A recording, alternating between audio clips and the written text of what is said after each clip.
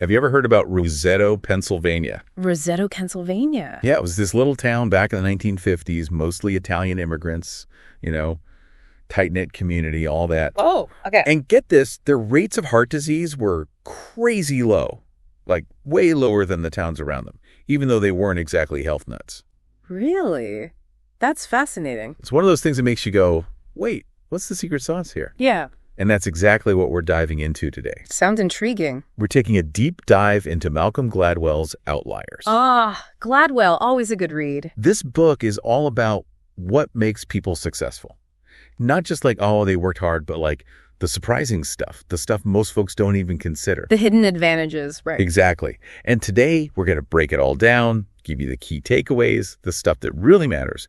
Like, what can we learn from Roseto? And how does that apply to success in any field? Ready to get started? Absolutely. Let's dive in. So this whole Roseto thing, it was kind of discovered by accident, right? This doctor, Stuart Wolfe, he wasn't even looking for it. You're right. Dr. Wolfe was actually interested in, of all things, digestion. But he spent his summers near Roseto. And one day, a local doctor casually mentions that he's hardly seen any heart disease in people under 65 in all his years there. That really piqued Wolfe's curiosity, Yeah, you'd expect some heart issues, especially back then. So what did he do? Start comparing Roseto to other towns? Exactly. He did a deep dive comparing Roseto to nearby towns like Bangor and Nazareth. Similar demographics, same kind of blue-collar European immigrant population. But the difference in heart disease rates was huge. In those other towns, men over 65 were dying from heart disease at 3 times the rate of Roseto. So it wasn't diet or exercise or genes. It was something else. Had to be something about Roseto itself, the environment, maybe. That's what Wolfe and his colleague John Brune started to investigate. And what they found was a town built on deep social connections. I mean, these people lived and breathed community. Everyone knew everyone. They spoke Italian on the streets, shared meals, helped each other out, no questions asked. Multi-generational families, tons of respect for the elders. It was a true support system. Sounds like a pretty idyllic place. It really was. They had their church, Our Lady of Mount Carmel, that was a big unifying force. And for a town of under 2,000, they had 22 civic organizations. And here's another interesting thing. They didn't flaunt their wealth. Even the successful people kept it low-key. It was all about supporting each other and not letting anyone fall through the cracks. So it wasn't just about individual habits. It was about the web of relationships, the social fabric of the town that seemed to protect them in a way. That's the key takeaway. And Gladwell uses Roseto to set the stage for this idea that success isn't just about individual grit. It's about the environment, the context, the people around you. It's about the hidden advantages that come from being part of a supportive, interconnected community. It makes you think, right? Like, how much of our success is shaped by factors we don't even realize? Exactly. And that brings us to another fascinating concept from Outliers, the Matthew effect. The Matthew effect. Sounds biblical. It is. It's based on a verse from the Gospel of Matthew. Yeah. For unto everyone that hath shall be given, and he shall have abundance. Basically, it means that those who have an advantage, even a small one, tend to accumulate more and more advantages over time. Kind of like a snowball effect. Perfect analogy. And Gladwell uses the example of Canadian junior hockey to illustrate this. Now, you'd think hockey would be all about meritocracy, right? The best players rise to the top, regardless of background. That's what you'd assume, yeah. But when you look at the birth dates of elite players, you start to see a pattern. Take the Medicine Hat Tigers and the Vancouver Giants, who played in the 2007 Memorial Cup.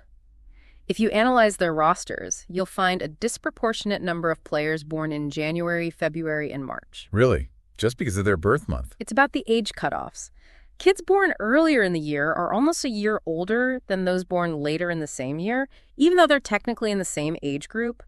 And in those early years, those extra months of development make a big difference physically. So a kid born in January might be bigger, stronger, more coordinated than a kid born in December, even though they're both considered the same age for hockey. Exactly. And that initial advantage, even though it's just a few months, gets compounded over time. The older kids get more attention from coaches, they get picked for the better teams, they get more ice time, they get better training, so they improve faster, which leads to even more opportunities, and so on. It's a self-perpetuating cycle. So by the time they reach the elite levels, these kids who were born in the early months have a huge advantage, not because they're inherently more talented, but because of this initial arbitrary head start. Precisely. And it's not just Canadian hockey. You see similar patterns in European soccer. The English Premier League, international junior soccer, even the 2007 Czechoslovakian national junior soccer team roster, they all skew towards players born in the months right after the age cutoff. It makes you wonder how much talent we might be missing out on because of this. It's a valid point. Our systems for identifying talent might be biased towards those who simply got a lucky break by being born at a certain time of year. And this Matthew effect, this accumulating advantage, it happens in other areas of life too, right? Absolutely. Think about education. A child born in late August might be almost a year younger than a classmate born in early September when they start kindergarten. And that year can make a big difference developmentally, especially in those early grades. Yeah, a kid who's a little bit behind might get discouraged, might not get the same level of support, might end up on a different track altogether. Exactly. Small initial differences can have long-lasting consequences. And it's not about blaming anyone. It's about understanding how these seemingly insignificant factors can create these outliers, these individuals who seem exceptionally talented but have actually benefited from a series of advantages that often go unnoticed. It's a whole new way of looking at success. And speaking of outliers, let's talk about that other big idea from Gladwell, the 10,000-hour rule. This one's a classic. It's based on research by K. Anders Ericsson at Berlin's Academy of Music. He studied violinists, and what he found was that the best violinists, the ones who were on track to be soloists, had all accumulated around 10,000 hours of practice by the time they were in their early 20s. 10,000 hours. That's a lot of practice. It is. And the key here is that there were no shortcuts. The best musicians didn't just have some innate talent that allowed them to excel with less practice. They put in the hours year after year. So it wasn't just about being a natural. Nope. And on the flip side, there were no grinds, no people who reached that elite level just through sheer hard work without putting in those 10,000 hours. It was the combination of talent and dedicated practice that made the difference. Gladwell uses the Beatles as an example, right? Yeah. Their time in Hamburg. Yes. The Beatles played hundreds of shows in Hamburg in the early 1960s, often for hours on end, night after night. By the time they had their breakthrough in 1964, they'd racked up thousands of hours of live performance experience.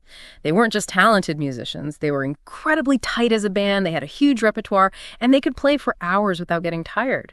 And it was that intense period of practice in Hamburg that really forged them into the band they became. And then there's Bill Gates, who had that incredible opportunity to spend hours and hours on computers back when most people didn't even know what a computer was. Absolutely. In 1968, Gates' school got this cutting-edge time-sharing terminal, which was basically a direct connection to a mainframe computer. This was years before personal computers became commonplace, and Gates and a handful of other kids were just obsessed. They spent every free minute in the computer room teaching themselves programming, experimenting, pushing the limits. Gates even got free computer time by debugging software for a local company. So by the time he started Microsoft, he'd already logged thousands of hours of coding. So again, it's not just about inherent talent. It's about having the opportunity, the environment, the resources to really develop that talent. Exactly. And both the Beatles and Bill Gates recognized how crucial those early opportunities were to their success. It's about being in the right place at the right time and having the drive to seize those opportunities. Now, after all this talk about practice and opportunity, Gladwell throws in a bit of a curveball with Christopher Langan, this guy with a ridiculously high IQ. Christopher Langan is a fascinating case. He's reportedly one of the most intelligent people alive, with an IQ that's off the charts. He taught himself advanced math and physics at a young age. But Gladwell asks a really interesting question.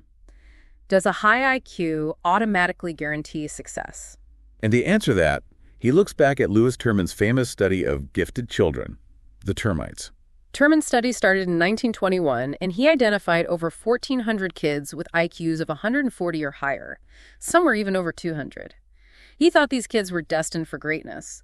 But when they followed these termites for decades, the results were surprising. So just being super smart wasn't enough? Not necessarily. It turns out there's a kind of threshold for IQ. Once you hit a certain level, like around 120, having a significantly higher IQ doesn't really translate to greater success in life. It's like height in basketball. You need to be tall enough to play, but being super tall doesn't automatically make you a star. He compares it to a scientist with an IQ of 130 being just as likely to win a Nobel Prize as a scientist with an IQ of 180. Exactly. And if you look at the last 25 American Nobel Prize winners in medicine, they didn't all go to the most elite schools. Some went to perfectly good but not super prestigious universities. So it seems like Once you have enough intelligence, other factors become more important. He brings up this idea of good enough intelligence. Right.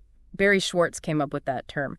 It means that once you have a certain level of cognitive ability, it's more about other things like creativity, practical intelligence, social skills, the ability to work hard and persevere. And then there's that study about minority students at the University of Michigan Law School. Yeah, that's a really interesting one. They found that minority students who entered law school with slightly lower grades and test scores than their white peers ended up being just as successful in their careers. It suggests that their intelligence was good enough, and that other factors like resilience and determination played a big role in their success. This leads to the distinction between divergent and convergent thinking, right? Yes. Liam Hudson found that people who are good at divergent thinking, who can come up with lots of different solutions to a problem, tend to be more creative and innovative. And this isn't always correlated with having a super high IQ. Sometimes people with really high IQs are better at convergent thinking, finding the single right answer. But for groundbreaking work, you often need that ability to think outside the box to come up with new ideas. It's funny, Terman's study actually rejected some future Nobel Prize winners because their IQs weren't high enough. Right, like William Shockley and Luis Alvarez. They didn't meet his strict cutoff. So focusing solely on IQ as a measure of potential can be misleading. And a sociologist named Petiram Sorokin even argued that if you took a random group of people from similar backgrounds as the termites, they might have achieved almost as much without any IQ screening at all. So it's not just about being smart. It's about so much more than that. Which brings us to the next part of Outliers, where Gladwell talks about the importance of social savvy. He compares Christopher Langan, the guy with the super high IQ, to J. Robert Oppenheimer, who led the Manhattan Project. This is a really important point. Langan, despite his incredible intelligence, struggled to navigate the social world. He came from a difficult family background, he had trouble advocating for himself, and he didn't really understand how to work the system. Oppenheimer, on the other hand, came from a privileged background and was very adept socially. He knew how to persuade people, how to get what he needed, how to operate within institutions. And this connects to the work of Annette Leroux, who studied different parenting styles, right? Yes. Leroux found that wealthier families tend to practice concerted cultivation, where they actively structure their children's lives with lots of organized activities, they encourage them to question authority, and they intervene on their behalf with schools and other institutions. This instills a sense of entitlement and comfort in navigating the adult world. Like that example of Alex Williams, the kid who felt totally comfortable interrupting the doctor and asking questions. Exactly. He had that sense of entitlement that came from his upbringing. And Leroux contrasts this with the natural growth approach, more common in working-class families, where kids have more unstructured free time and are taught to respect authority figures. So it's not just about giving kids opportunities. It's about teaching them how to interact with the world, how to advocate for themselves, how to make the system work for them. That's a big part of it. And Oppenheimer's upbringing was a prime example of this. He went to a progressive school where he was encouraged to think independently, to question things, to be a leader. Langan, on the other hand, lacked that kind of support and guidance. His brother even said that if he'd grown up in a different environment, one that valued education and intellectual curiosity more, he might have achieved his full potential. It's kind of sad, actually. Langan had this amazing mind, but he never really figured out how to make it work for him in the real world. It's a reminder that even extraordinary talent needs the right kind of support and guidance to flourish. Now, Gladwell then shifts gears and introduces the story of Joe Flom, this highly successful lawyer. What's the point of this shift in focus? This is where Gladwell starts to really challenge our conventional ideas about success. He argues that Flom's success wasn't just about hard work and talent. It was about a series of seemingly negative circumstances that actually turned into advantages. That sounds counterintuitive. What kind of negative circumstances could possibly be beneficial? Well, for starters, Flom was Jewish in a time of widespread anti-Semitism. He was the son of poor garment workers, and he came of age during the Great Depression. None of these things seem like ingredients for a recipe for success. Yeah, exactly. But Gladwell shows how each of these disadvantages actually played a crucial role in Flom's rise to the top of the legal profession. He starts with Lesson 1, the importance of being Jewish. Okay, let's unpack that. To understand this, Gladwell compares Flom to his Harvard law classmate, Alexander Bickel. Both were brilliant students. Both came from similar Jewish immigrant backgrounds in Brooklyn. But when it came time to get jobs after law school, Bickle faced blatant discrimination. The top law firms simply wouldn't hire Jews. So these prestigious firms were openly prejudiced. Absolutely. And not only that, they looked down on certain types of law, like litigation and proxy fights, which are central to hostile takeovers. They considered this work unpleasant and shady. And this is where Flom comes in. Exactly. Because the established firms wouldn't touch this dirty work, it became the domain of Jewish lawyers like Flom. They were willing to take on these challenging, often messy cases, and they got really good at it. So their exclusion from the mainstream actually forced them to develop expertise in a niche that later became incredibly valuable. That's the irony.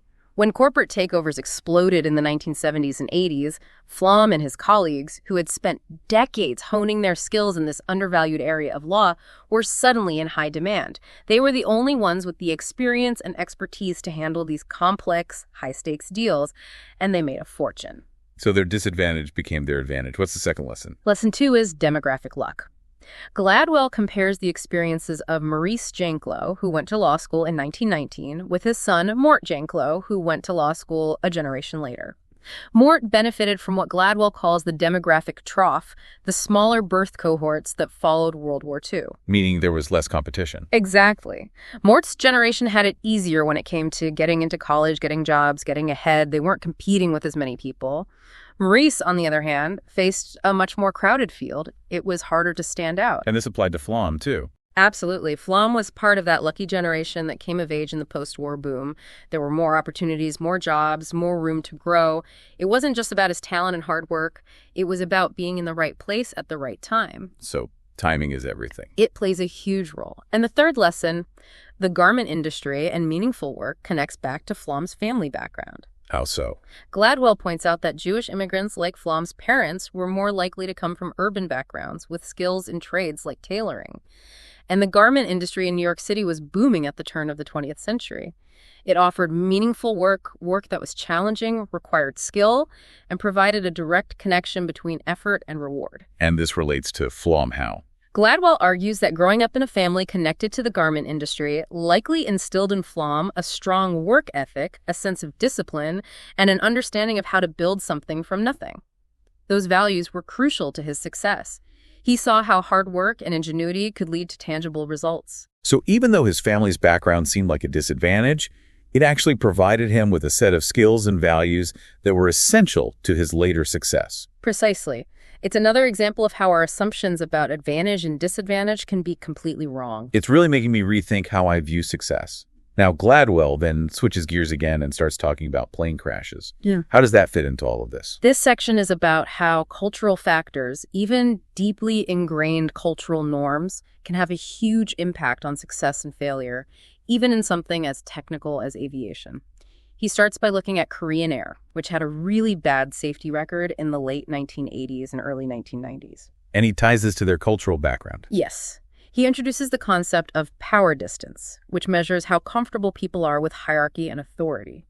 Cultures with high power distance, like Korea, tend to have very strict social hierarchies where subordinates are expected to be extremely deferential to their superiors. And how does this play out in a cockpit? Well, imagine you're a first officer on a Korean air flight, and you notice something that concerns you. Maybe the weather's bad, or the captain's making a questionable decision.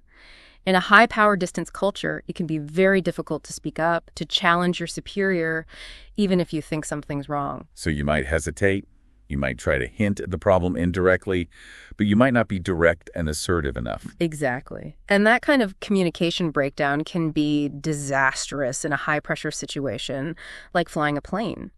He gives the example of Avianca Flight 052, which crashed in 1990 because it ran out of fuel. I remember that one. It was a really tragic accident. The investigation found that the pilots had actually reported they were running out of fuel to air traffic control, but they didn't communicate the urgency of the situation clearly enough.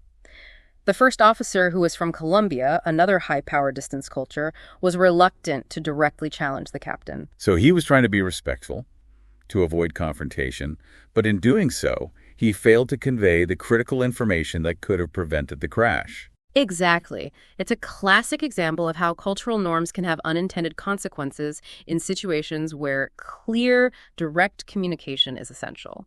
And Gladwell points out that Korean Air actually turned their safety record around by addressing these cultural issues. They brought in Western consultants to help them train their pilots to be more assertive and to foster a more open communication culture in the cockpit.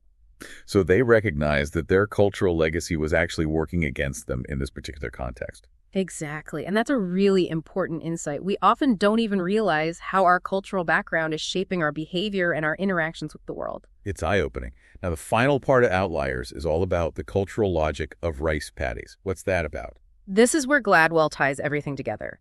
He argues that our cultural legacies, even those that stem from ancient agricultural practices, can have a huge impact on our work ethic, our cognitive styles, and ultimately, our success. And he uses rice farming as an example. Yes. Rice farming is incredibly labor-intensive. It requires constant attention, careful planning, meticulous execution, and a lot of patience.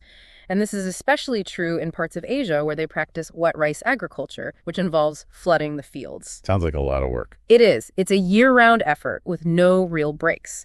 And Gladwell argues that this demanding work has shaped the cultural values of those societies. They value hard work, persistence, attention to detail, and long-term planning. And he connects this to studies that show that students from rice farming cultures tend to outperform their Western counterparts in math. So there's a connection between the way they farm and the way they learn. That's what Gladwell suggests. He points out that even the way they talk about math is different. In some Asian languages, the language for fractions is more concrete and visual, making it easier for kids to grasp the concepts. And then there's the sheer amount of time they're willing to spend on a problem. He shows this video of a Japanese first grader struggling with a puzzle for over 20 minutes before finally figuring it out. Western kids, on the other hand, tend to give up much more quickly. So they have this cultural legacy of perseverance. Exactly. And he brings it back to the U.S. with the example of the KPP schools in the South Bronx. These schools serve mostly low-income minority students, but they're getting incredible results, especially in math. And how do they do it? By applying that rice paddy logic to education. Yeah. They have longer school days, they have classes on Saturdays, and they emphasize hard work, discipline, and persistence. They're essentially trying to instill those same values that are so ingrained in rice farming cultures. And it's working. It seems to be. Their students are outperforming kids from much wealthier backgrounds. And Gladwell argues that it's because they're teaching them not just the content, but also the mindset, the cultural values that are essential to success. So Outliers is really about challenging our assumptions about success. It's not just about being brilliant or talented or even working hard. It's about all these hidden advantages, these opportunities, these cultural legacies that shape who we are and what we're capable of achieving. That's the big takeaway. It's about understanding that we're all products of our environment, our history, our culture. And it's about recognizing that success is not just about individual merit. It's about a complex interplay of factors that we often don't even realize are at play. It's a really thought-provoking book. Yep. And it makes you wonder, what would our world look like if we created a more level playing field? We gave everyone the same opportunities, the same support, the same access to the resources they need to succeed. It's a big question, but it's one worth asking. Because if we can understand the factors that create outliers, maybe we can start to create a world where everyone has the chance to reach their full potential. It makes you think about all the untapped talent out there, all the people who could be doing amazing things if they were just given the right opportunities. And it makes you think about what we can do individually and collectively to create a more just and equitable world where everyone has a shot at success. Absolutely. It's not about taking anything away from those who have achieved great things. It's about recognizing that their success is often built on a foundation of advantages that they may not even be aware of. And it's about using that knowledge to create a world where everyone can benefit from those advantages. It's a powerful message, and it's one that we should all be thinking about. So for those of you listening, I encourage you to pick up Outliers and give it a read. It might just change the way you view success. And while you're at it, think about the opportunities you've been given, the advantages you've benefited from, and how you can use those to help others reach their full potential. Because in the end, we're all in this together. And on that note, thanks for joining us for another deep dive. Until next time. See you then.